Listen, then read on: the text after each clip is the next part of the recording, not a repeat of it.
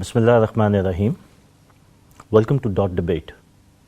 Today, we have a world-renowned international Islamic scholar with us, and we are lucky enough to have their presence with us. Let me give you a bit of introduction first. He was born in the Caribbean island of Trinidad in 1942. He's a graduate of the Illumia Institute in Karachi, also studied at Karachi University, University of West Indies, Al-Azhar University, and a graduate of International Relations in Switzerland. Worked for several years as Foreign Service Officer in the Ministry of Foreign Affairs for Government of Trinidad and Tobago. Gave up his job in 1985 to devote his life to the mission of Islam. His call to prayer: come back to Quran, because Quran explains everything. And that in these testing times, Quran is the only source of our salvation.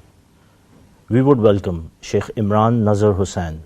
Assalamu alaikum, Sheikh Imran. Wa alaikum salam wa rahmatullah wa barakatuh. Sir, welcome to our program. Sheikh Imran, a few questions, sir. Firstly, your love affair with Pakistan, how did it start? Which Pakistan are you talking about? Dawlat-e-Islami or Dawlat-e-Gulami?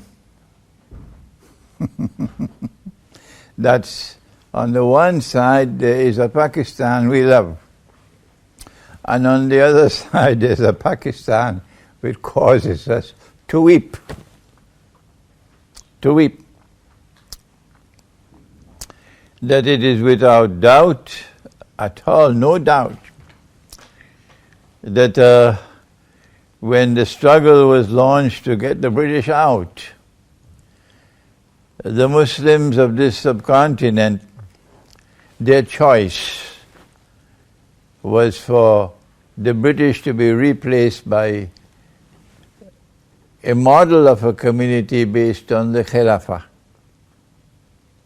And so they created the Khilafat Movement.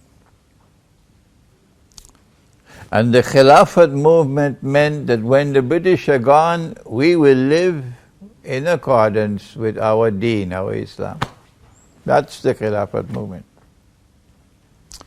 And so when Pakistan was born, it was born to fulfill this dream that we now want to live in accordance with our deen. To live in accordance with this deen is to live with the Quran. But this country has not lived with this Quran from day one to this day. This country has not lived with the Quran from day one to this day. And as a consequence, it's not a love affair. It's an affair of tears and of pain and anguish. And I have come to Pakistan in my old age to teach the Quran. Excellent. I was about to ask you if it's the same Pakistan or not, but you have answered that.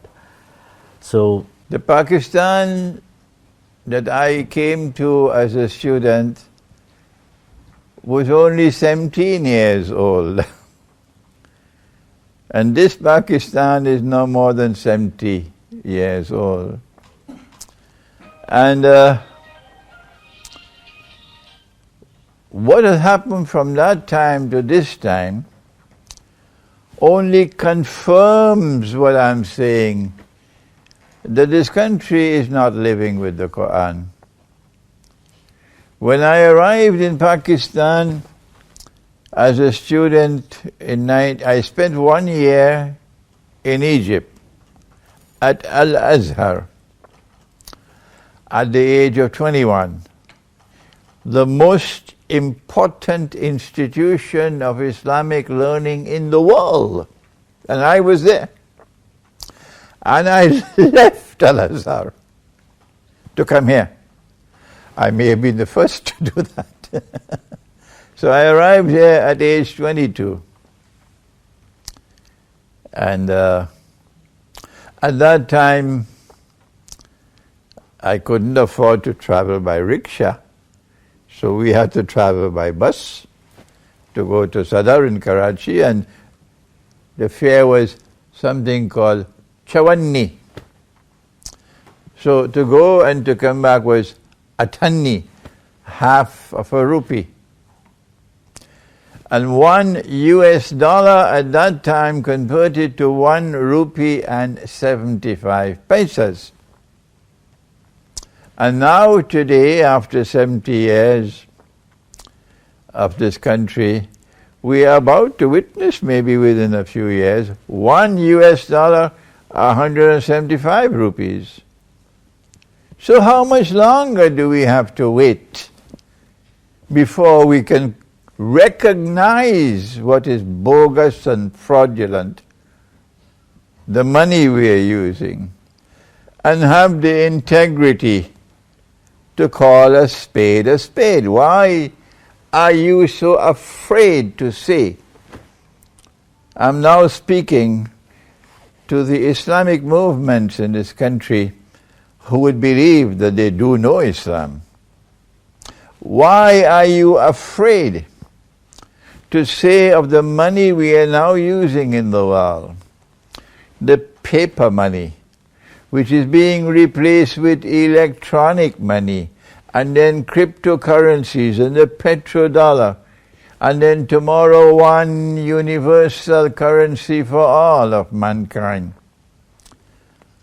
What kya bimari hai? Why can't you recognize it is not only bogus and fraudulent, it is not only a vehicle of exploitation and impoverishment, it's a rope around your neck. It is taking you to slavery, and therefore it's haram. But I can't get them to say it's haram. Even when, I won't mention his name, a very charming man, the head of a very important Islamic movement in this country, a learned and intelligent man, I won't mention his name, and I sat for 1 hour with him. He didn't know the subject of monetary economics. But when I explained it to him, he stood up after 1 hour. He said, "This, ye to dhoka hai." So then I asked, "Is it haram?" No. Until Mufti says it's haram, I can't say so. So what has happened in all of these years is that while the poor of this country are descending into slavery, Dawlat-e-Ghulami is here. They still cannot say that this is haram. This is pathetic. Right. Sheikh Imran, it will be very refreshing if you could share some thoughts regarding Dr. Israr and the work he has done. I have only good things to say about Dr. Israr Ahmad. I have only good things to say. I consider him to be a man of great integrity, a great dedication, and great courage, and who, within the limits of the methodology that he lived with, who did the best that he could do. I was very happy when I was based in New York, and he came to New York, and I met him again. But prior to meeting him in New York in the 1980s, I met him, in the 1990s I met him in New York, but in the 1980s I met him for the first time in Karachi. And I invited him to my home, and my wife cooked a biryani. Okay, excellent. And my mother-in-law, who was the daughter of Maulana Abdul Alim Siddiqui, rahimahullah, the sister of Maulana Shah Ahmad Nurani.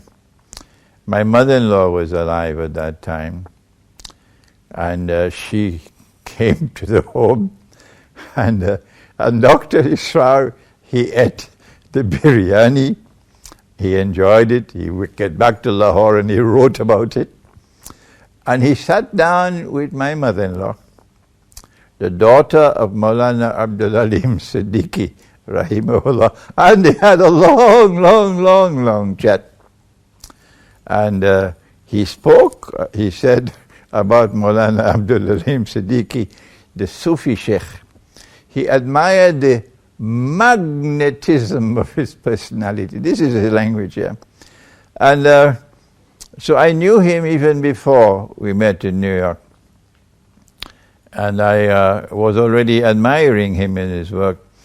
But when he came to New York, I got an introduction, a taste of his organizational skill, what he had achieved, and before him Maulana Abul Ala Maududi rahimahullah, that these men had succeeded magnificently in establishing a jama'ah with discipline, beautiful organizational skill. And I was impressed with what they had done, because I didn't see the Sufis doing that. And then he put pressure on me. He wants me to come to Pakistan. He wants me to come to Pakistan. And he wants me to learn the Urdu language. Imran, you have to learn Urdu. And while I was here in Rawalpindi, I then decided to join the Tanzim. And it was a wonderful experience. The members of the Tanzim, the Rufaka, they welcomed me. It was a fraternity, and I enjoyed being a member of the Tanzim. And he even then went on to say, Imran, I want to appoint you as the Amir of Tanzim of Islamic for the whole of North America. This is what he said to me. But then later on, there was a problem pertaining to methodology.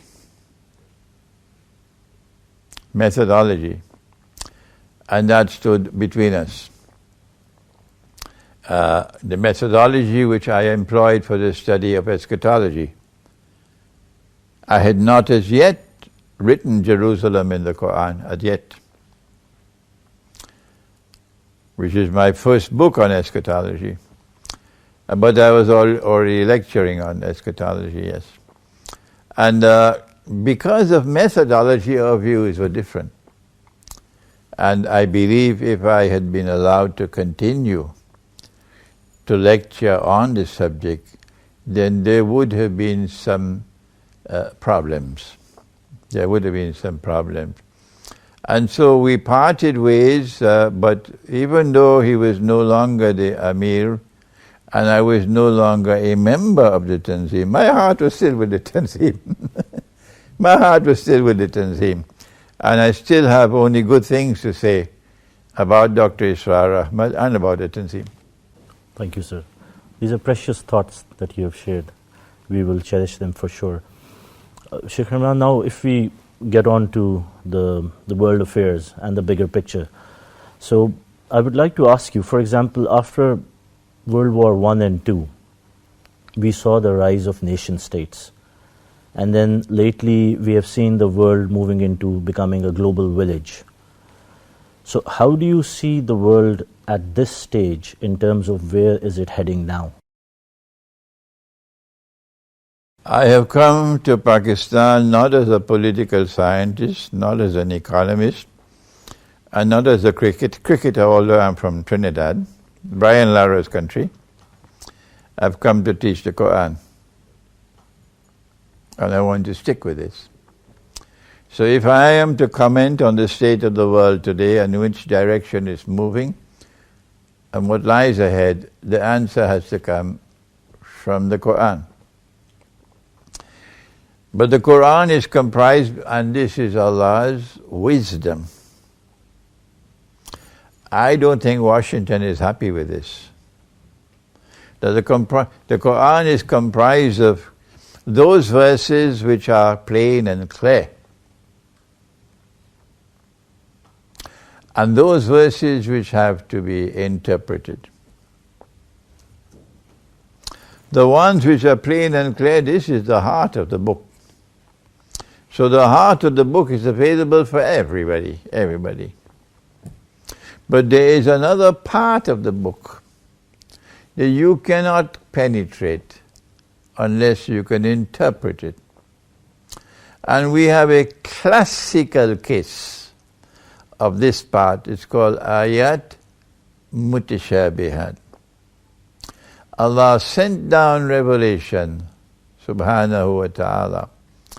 He says, eat and drink during the nights of Ramadan until the white thread of dawn is distinct from the black thread. The language is clear and plain. Thread, you fly a kite with a thread. And the Prophet ﷺ offered no commentary on this. So one companion took a white thread and a black thread, put it underneath his pillow. And in the morning after he took his sahri, he took the white thread and black thread trying to figure out when does the fast begin. He had difficulties. So he went to the Prophet ﷺ, and it is at this moment and not before. This is strategically important. At this moment that the Prophet ﷺ interpreted the ayah. An interpretation is ta'wil. An explanation is tafsir. So he gave it ta'wil. He says when Allah spoke about the white thread and the black thread, he didn't mean it literally. No. He meant that when the light of the day is distinct from the darkness of the night, at that time the fast will commence. So there are verses of the Quran which have to be interpreted. But when you interpret the Quran, remember, no one can confirm that it is correct until Allah, except Allah. No one can confirm that an interpretation is correct other than Allah. That does not mean you should not interpret. Of course you must interpret. And to interpret you have to think. And to interpret you also have to use a methodology for the study of the Quran. And that was where there were differences between my teacher, Maulana Dr. Muhammad Fadlur Rahman Ansari, and Dr. Israr Ahmad. But that's another subject. Methodology for the study of the Quran. So you have to have a knowledge of how to study the Quran if you want to interpret. So Allah has given many verses of the Quran like that, which have to be interpreted. And if you want to recognize the reality of the world today, and that which has just taken place in the past, the last 300 years or so, and if you want to know where we are going, it is here in the Mutashabihat that you will find the answer. I'm sorry that my answer is so long. But the Quran tells us that it explains all things. So if the Quran explains all things, where is the explanation for what's happening in the world today? Over the last 300 years, a new actor has appeared on the stage of the world. He was never there before. The Chinese civilization never saw him. The Babylonian never saw him. The Aztec never saw him. Where did he come from?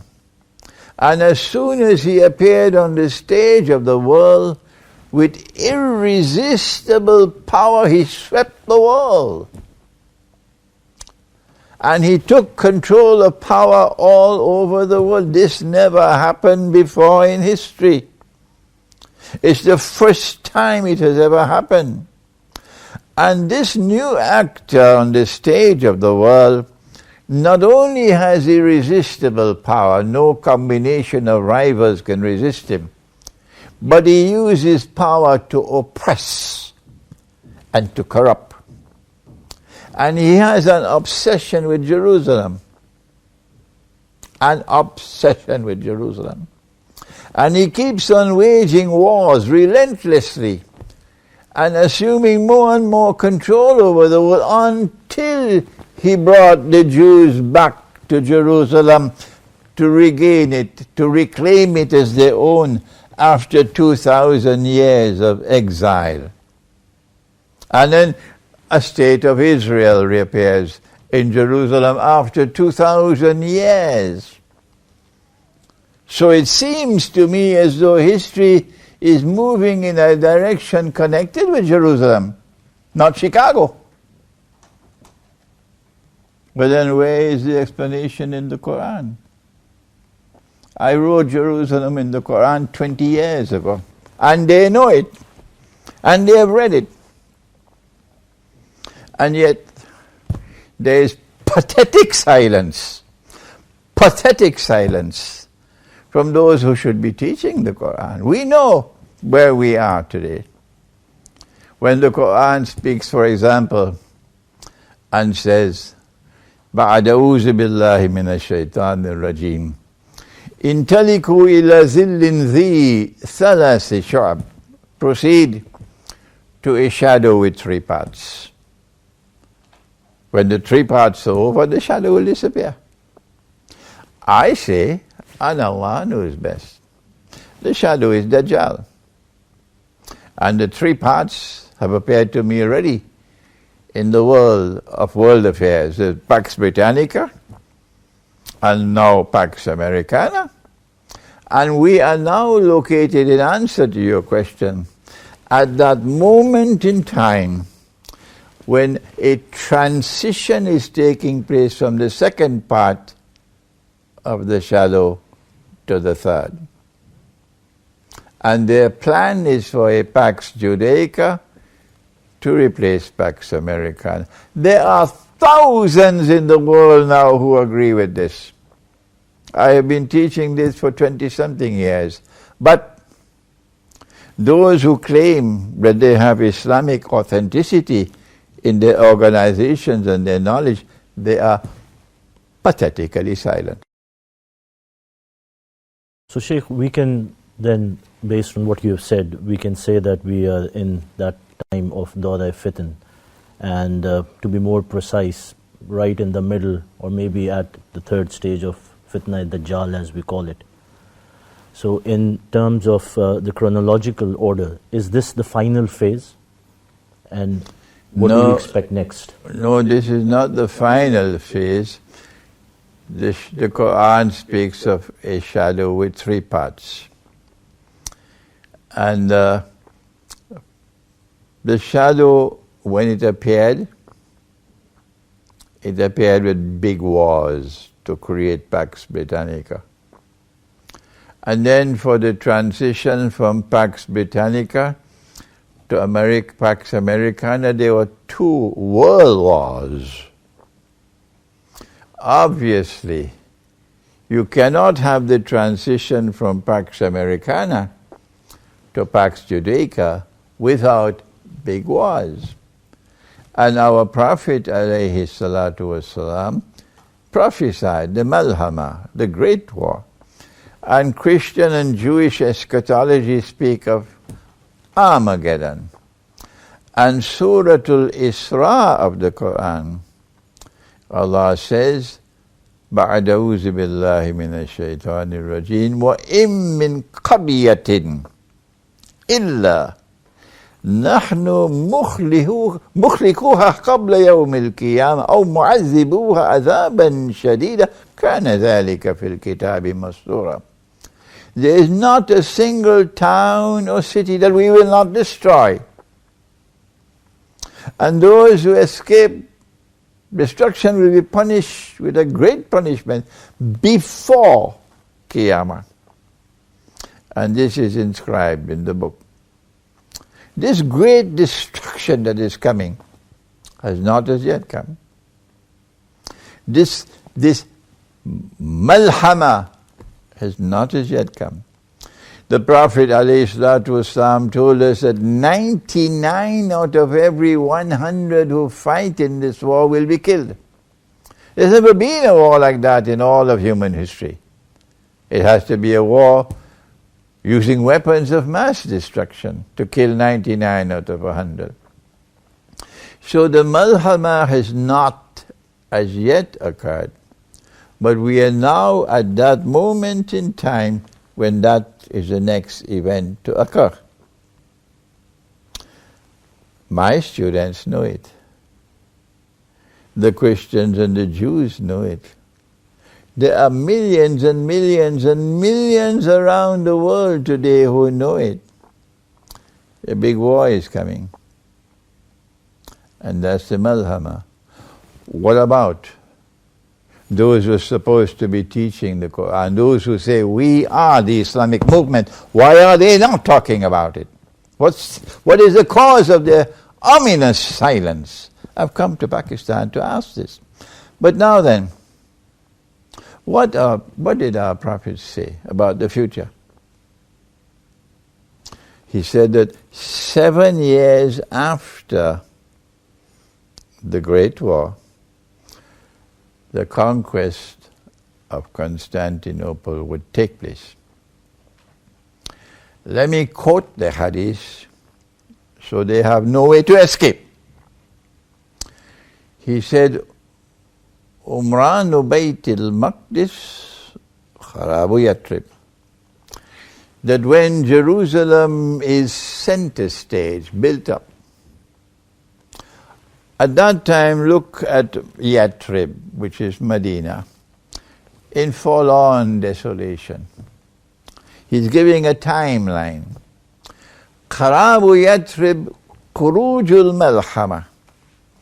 That when Yatrib is in forlorn desolation, the next event is the Malhama. Khurujul Malhama Fathul Constantinia. That the next event to take place after the Malhama, whether they like it or they don't, is the conquest of Constantinople. And so to come with this nonsense that the prophecy of the conquest of Constantinople was already fulfilled 600 years ago, they took that out of Disneyland. That's not scholarship. That's schoolboy stuff. The conquest of Constantinople, prophesied by Nabi Muhammad ﷺ, occurs only once. He didn't say twice. He said once. And it has not as yet occurred. And it will occur only after the Malhama. So we know that while the Ummah of Muhammad ﷺ today is in chains, if you have on Kulta Shalwal and you have a beard, you're a terrorist. So when I come to Pakistan, I put on Kulta Shalwal and I keep my beard. So, while we are in such a desperate situation today, the Ummah, just a few years after the Malhama, this Ummah is going to rise. And our Prophet praised that army. He says, لَتَفْتَهَنَّ الْقُنْسْتَنْتِنِيَّةِ. You will most certainly conquer Constantinople. وَلَنِعْمَ الْأَمِيرُ آمِرُهَا وَلَنِعْمَ الْجَيْشُ ذَلِكَ الْجَيْشُ. And he praised the army and he praised the commander. That is the next event that's coming. Washington can't stop it. NATO can't stop it. I used to think when I began lecturing on this subject 10 years ago at the International Islamic University in Malaysia that the conquest of Constantinople was meant to free the Bosphorus and the Straits of Dardanelles from NATO control so that the Russian Navy could pass through into the Mediterranean, and that's bad news for Israel. That analysis is still correct, but now I realize, no, that's not the most important. There are two alliances to emerge in Akhir Zaman, which is going to shake those who are responsible for bringing the Jews back to the Holy Land and bringing this bogus state of Israel. Shake them up. The first is the alliance between China and a post-Soviet Russia. That's already come into being. And the second is an alliance between the Ummah of Muhammad alayhi salatu wasalam and the Ummah of Nabi Isa alayhi salam. A Muslim world and a Christian world. And when we conquer Constantinople, I hope Pakistan is listening to me. When we conquer Constantinople, as prophesied by Nabi Muhammad alayhi salatu wasalam, the first thing we will do is to return Hagia Sophia, the Orthodox Christian cathedral of the Orthodox Christian world, which was their major cathedral for 1,000 years, until it was shamefully, disgracefully, and sinfully transformed into a masjid. And I choose my words with great care, because my words are based on the Quran. That cathedral will be returned to the Orthodox Christian world. And when we return it to them, the joy in their hearts, the tears in their eyes, the tears in the hearts of all those Christians is going to seal the alliance. Then he went on to say, Fathul Constantinia, Khuruj ad-Dajjal. It is after this alliance takes place, after the conquest of Constantinople, and the two alliances are in place. Russia and China will survive the Great War that's coming. The West will not. Russia and China will survive. I don't think there will be any air force after the Great War, but you still have a navy. And the alliance between Muslims and Orthodox Christians, then when Dajjal now appears, the shadow is gone. Pax Judaica is finished. And Dajjal appears in person. The stage is set. They were taken for a ride. Dajjal took them for a ride. And it's the last ride on which they'll ever go. Right. So, Sheikh, if we look at the latest pandemic, which we call COVID-19, how does that fit into the bigger picture of end times or Islamic eschatology? The virus was meticulously planned in advance, was manufactured in a laboratory, and it represents the use of biological warfare to fulfill political agendas.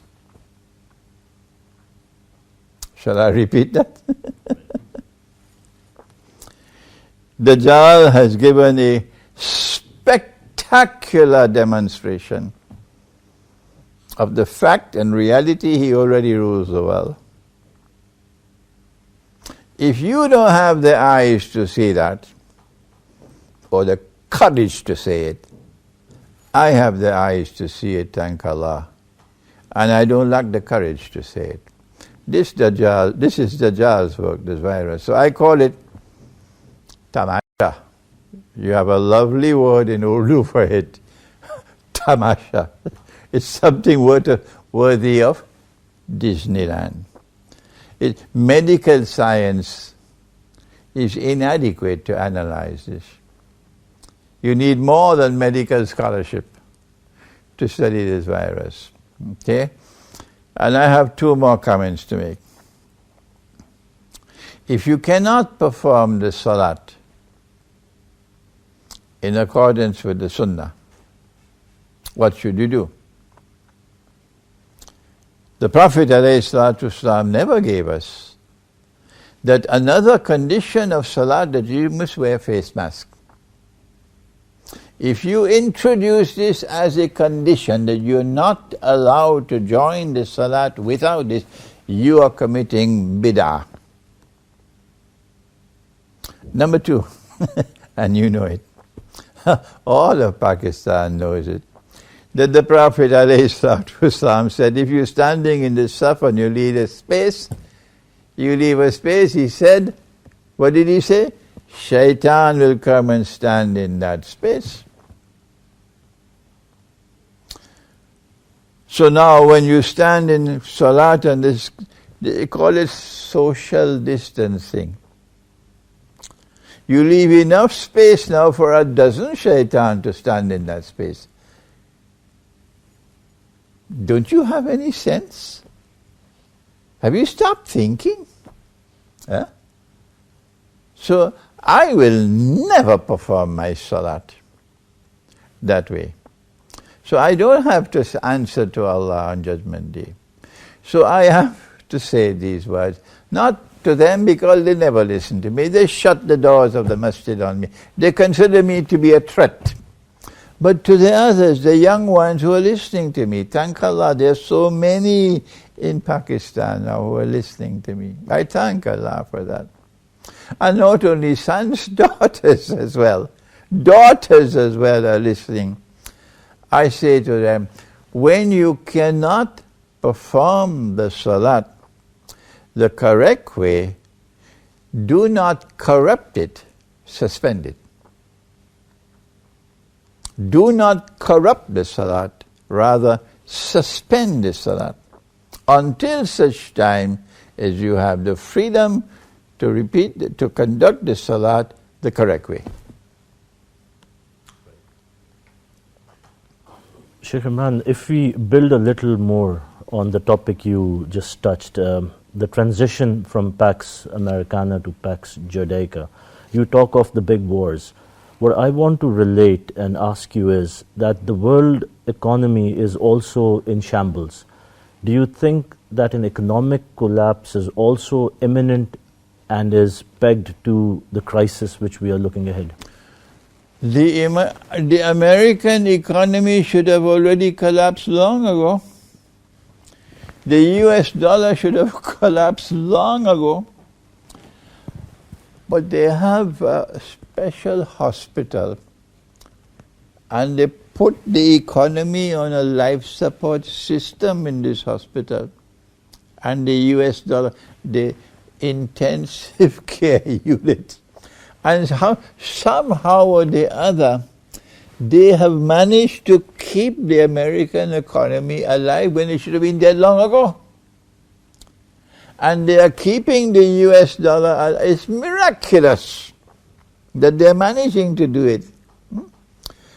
I think it's just, like you put when you have a cut, you put, what's it called, the plaster there? The Band-Aid? Band-Aid.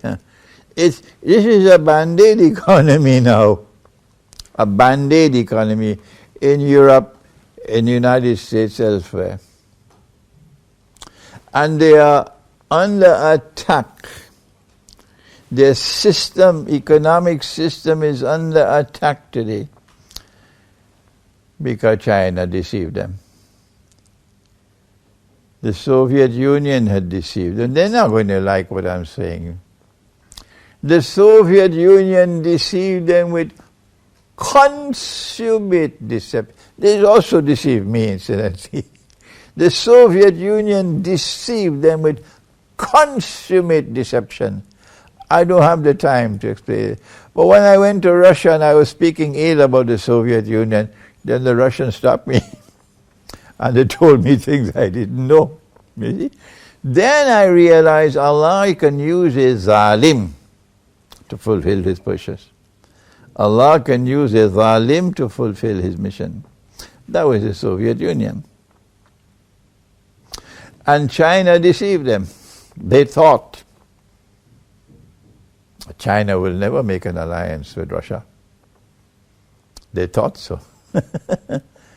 They thought that China will always be a communist state and an atheist state.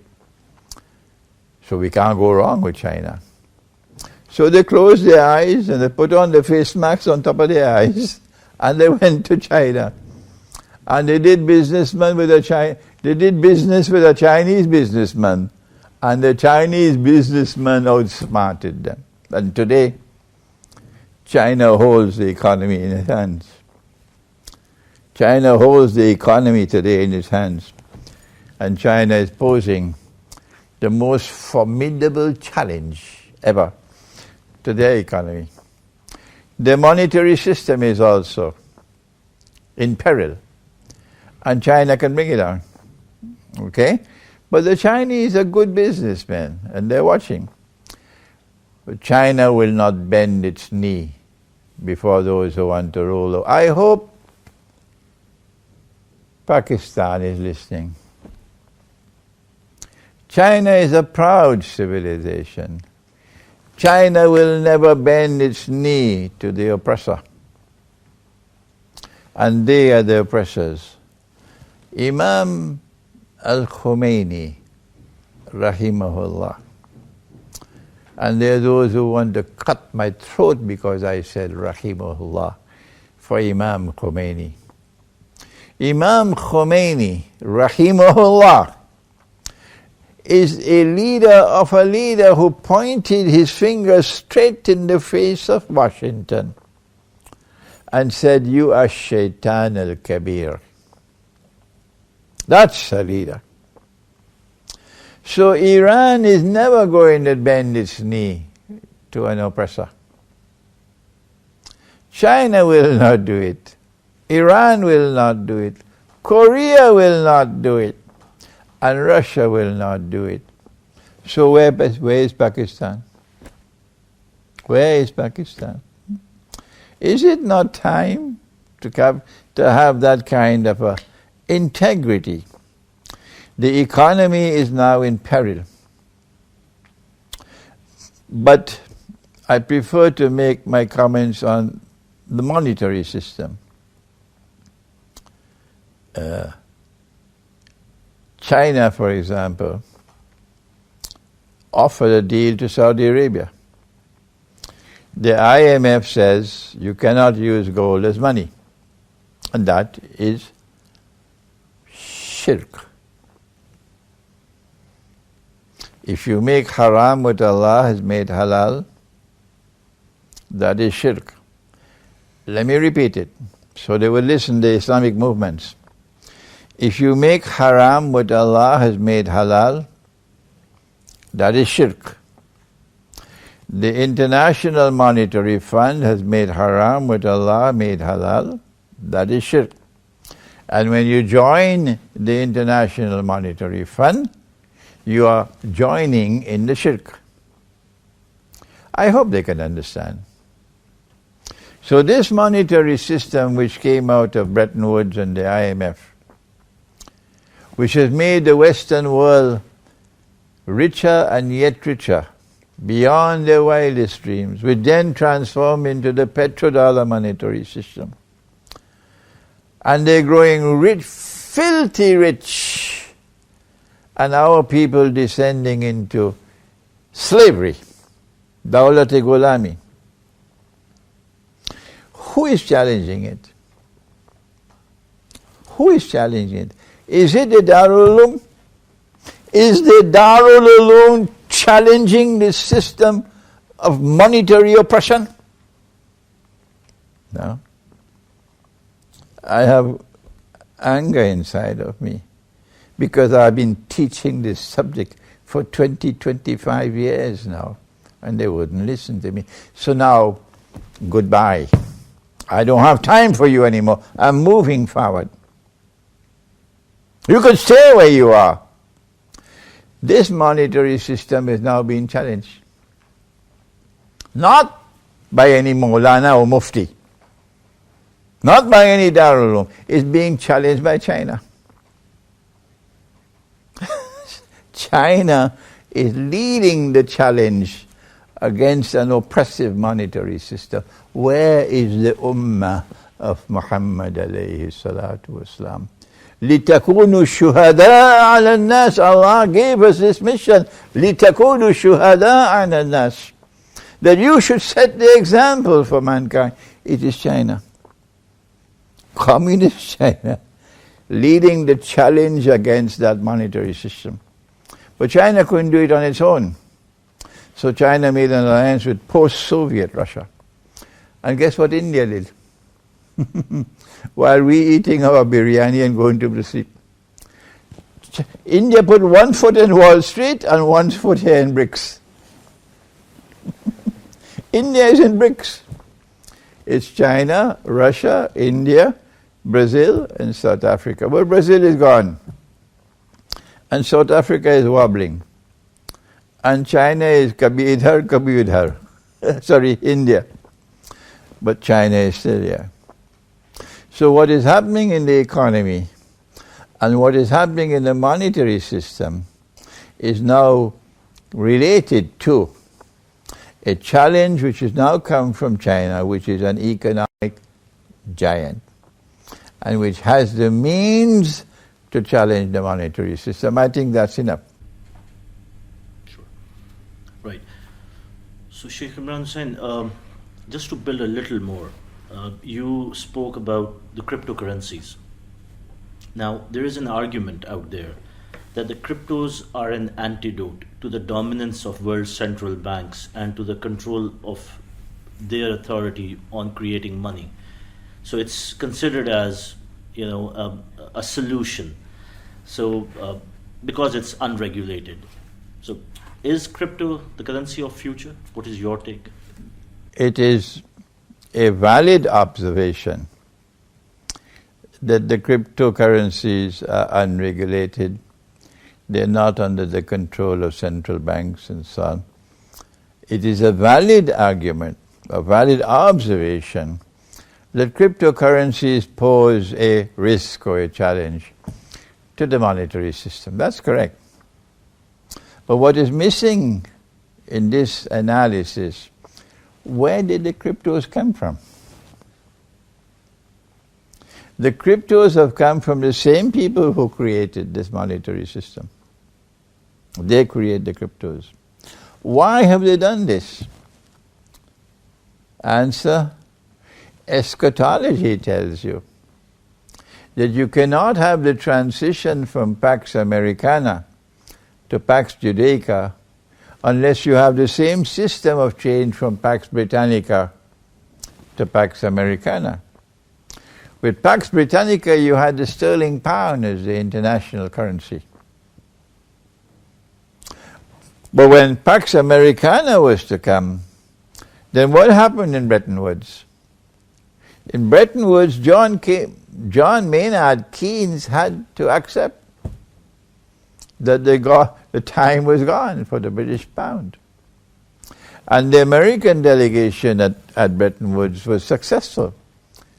That the US dollar was now established as the international currency in replacing the sterling pound. This was a momentous change.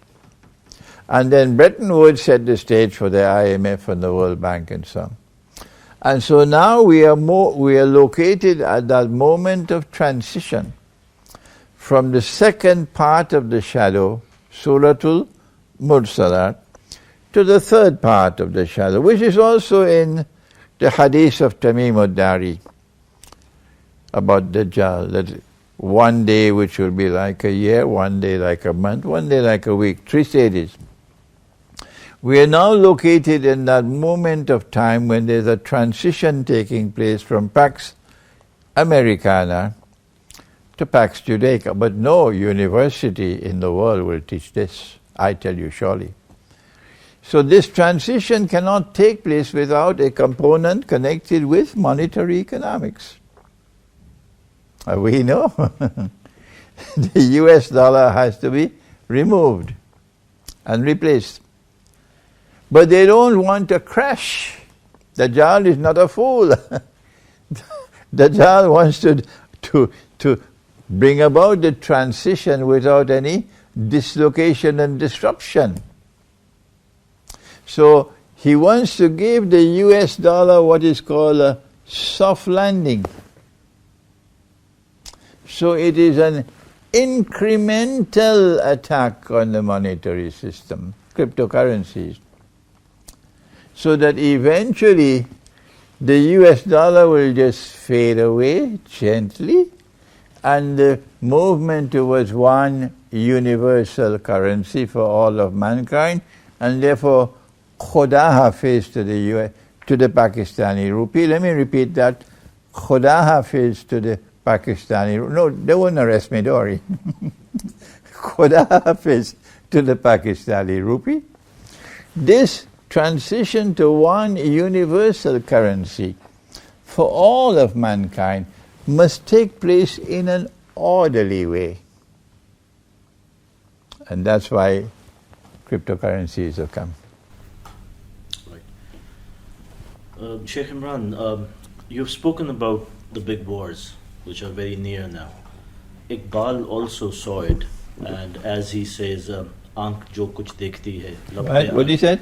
As he said, "Aankh jo kuch dekhti hai, lab pe aa sakta nahi. Mehve hayrat hoon ke duniya kya se kya ho jayegi." Translate.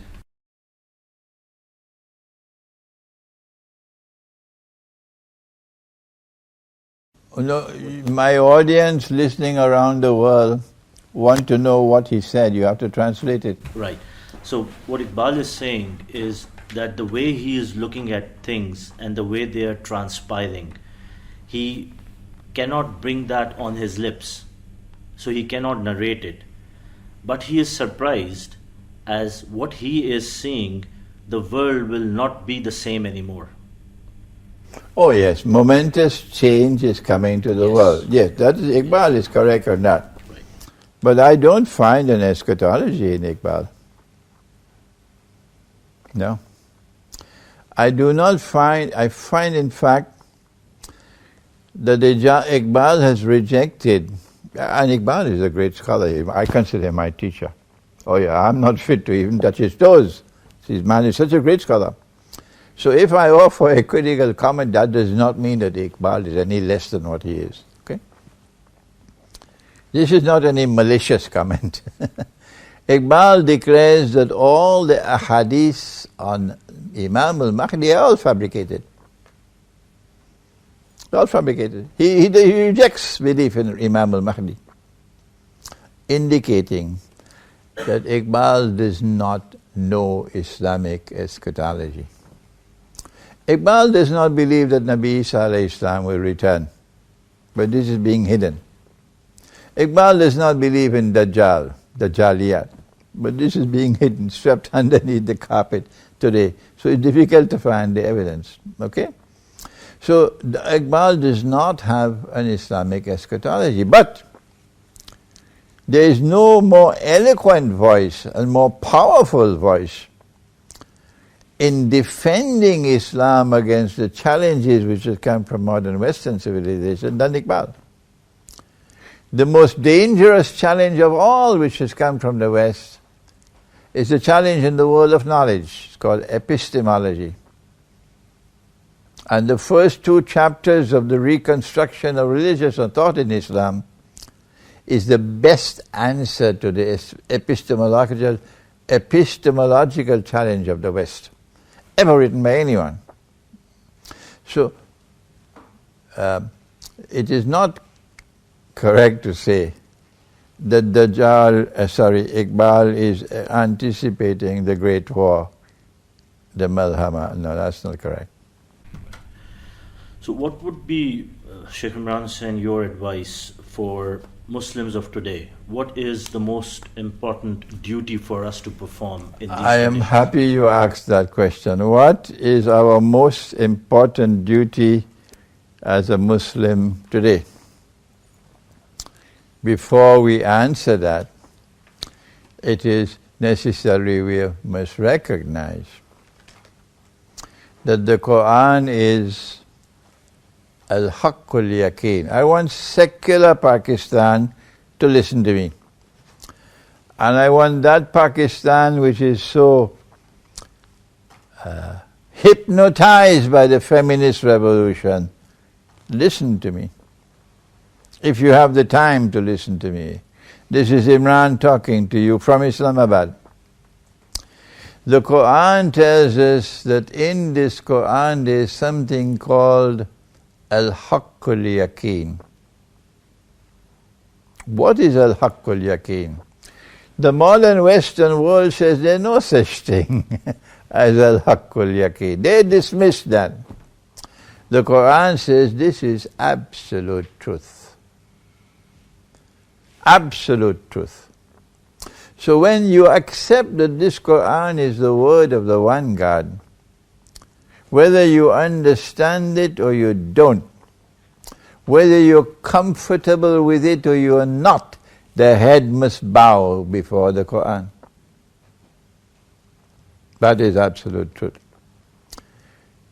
If you do not accept that the Quran is the word of God, that's a different matter.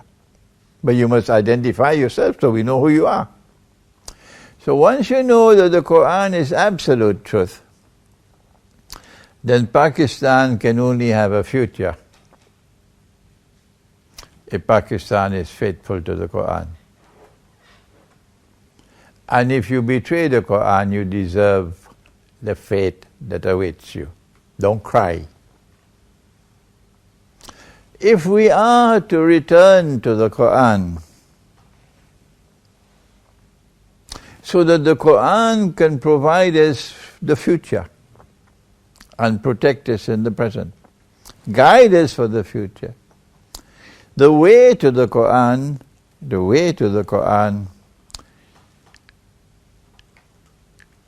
is that you must study the Quran. And there's a methodology for study of the Quran.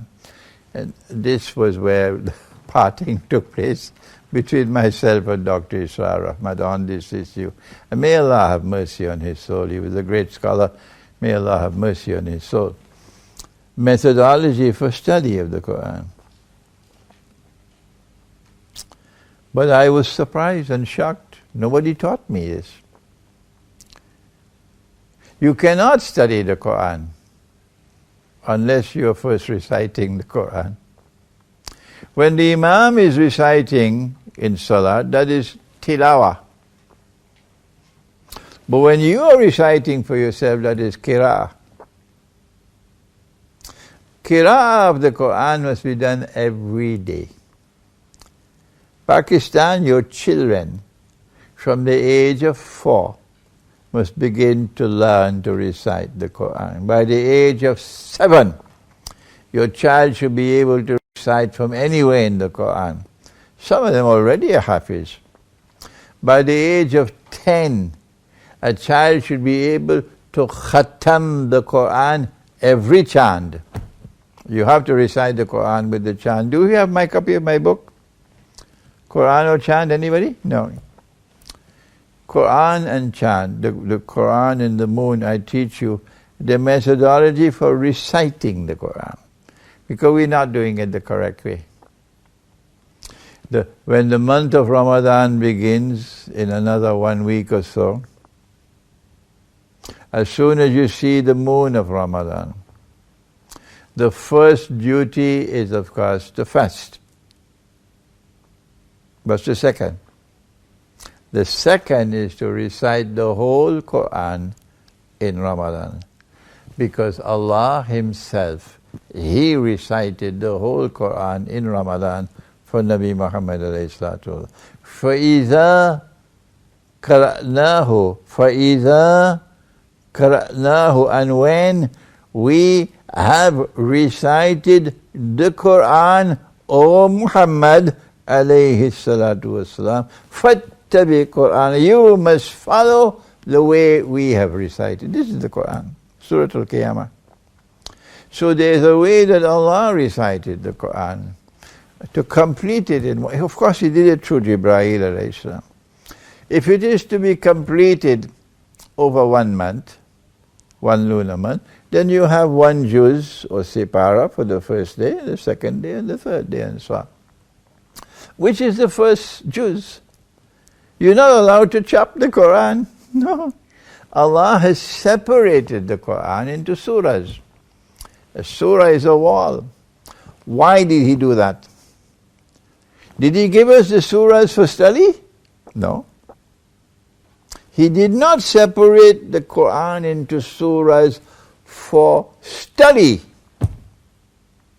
He says, Qur'anan, Surah Al-Isra, Qur'anan faraknahu litakra'ahu ala nas ala mukthin.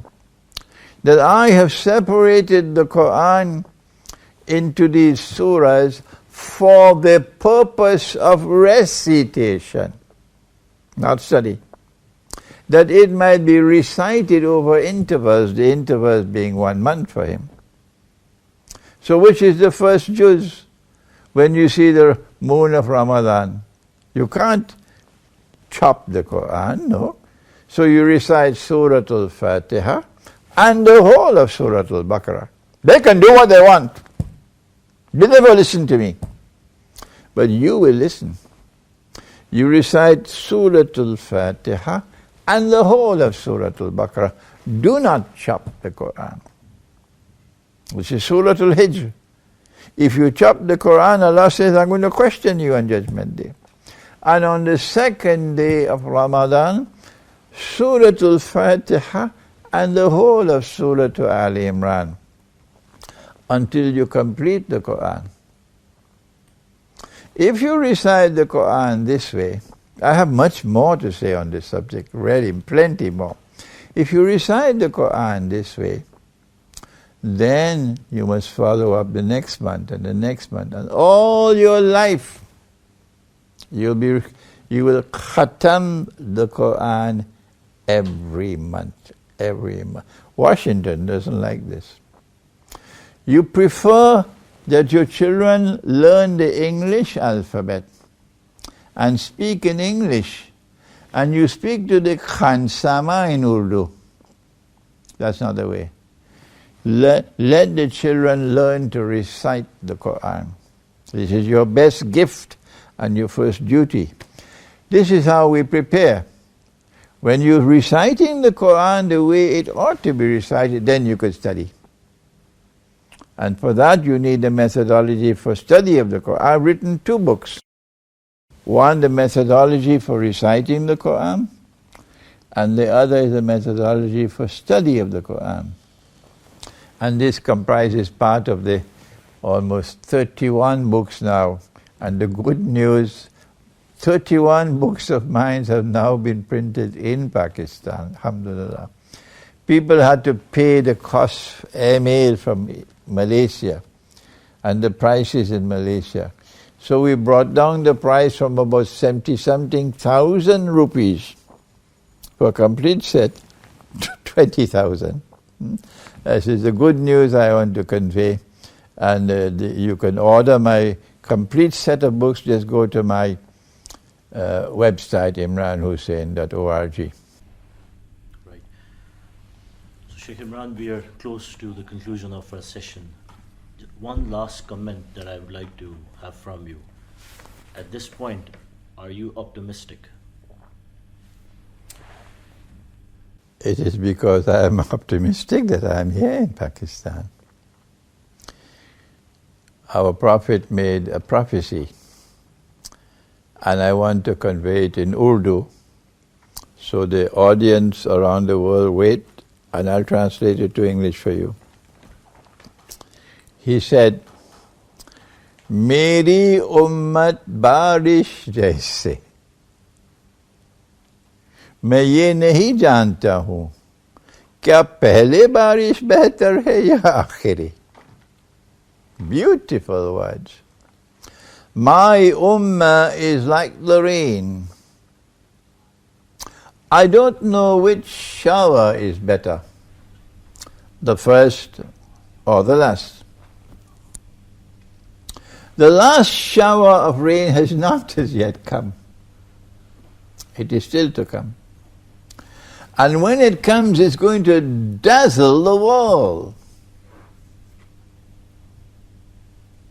From where will it come?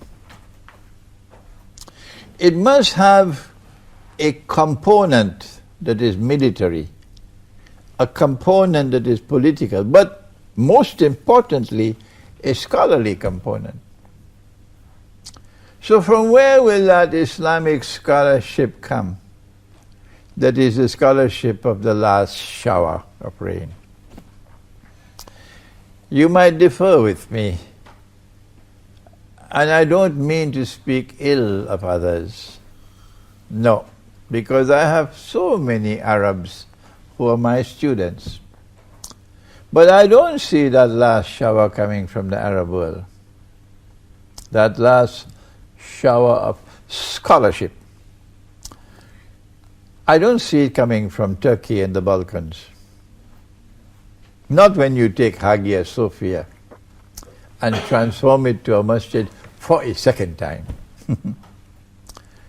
I don't see it coming from Africa, although I love Africa. Sorry. And there's such thirst for knowledge in Africa. I'm supposed to go to Mombasa and then to Dakar in Senegal. I'm looking forward to that. I lived in Malaysia. I visited Indonesia so many times. I know it. I don't see it coming from that part of the world. So from where will that last shower come? I say it comes from Khidr, alayhi salam, through Maulana Rumi, through Iqbal, through my teacher, Maulana Muhammad Fadlur Rahman Ansari. So that last shower will come from this part of the world. That's why I'm here. Sheikh Imran N, it was a pleasure. Thank you for your time. You're welcome. I wish you all best of luck. Ameen, thank you. Thank Okay. you, sir.